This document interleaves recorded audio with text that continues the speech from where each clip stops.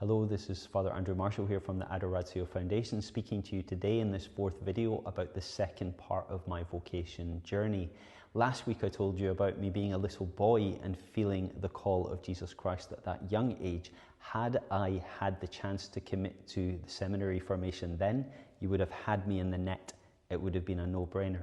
But as I got that little bit older and had the constant voice in my head telling me, you're called to the priesthood, you're called to the priesthood, it never ever went away, I started to develop conflicting voices that told me the opposite. I have never been a wrestler. I could not hold my own in a wrestling ring, but for mental wrestling, I am a pro, because I was constantly wrestling in my head with the idea. I'd be lying awake at night mulling over it, and why am I called to priesthood? Why would he want me? And I just always had this feeling of unworthiness. I was always wrestling, but when you're in a tug of war game with God, he will always pull, and sometimes there's like little tugs that will gradually get you over to his side.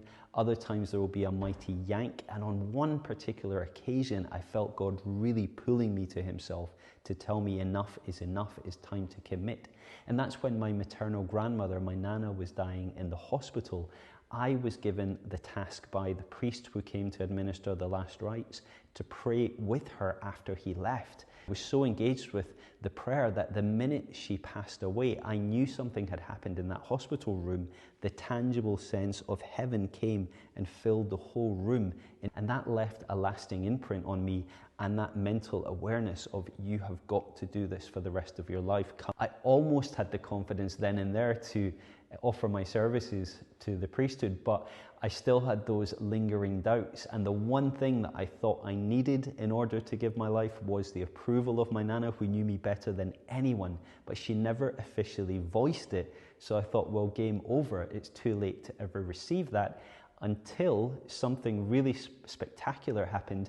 The evening of my Nana's funeral, I was able to track down a relative that we'd lost touch with that I'd never met before, and she said, I know who you are. You're running away from something. What are you running away from? And she said that outright to me in a way that completely caught me off guard. And when I told her, well, I don't understand, she said, I spoke to your grandmother a week before she died, and she told me you're called to the priesthood, but you're running away from it, and she doesn't want to put too much pressure on you. Stop running away.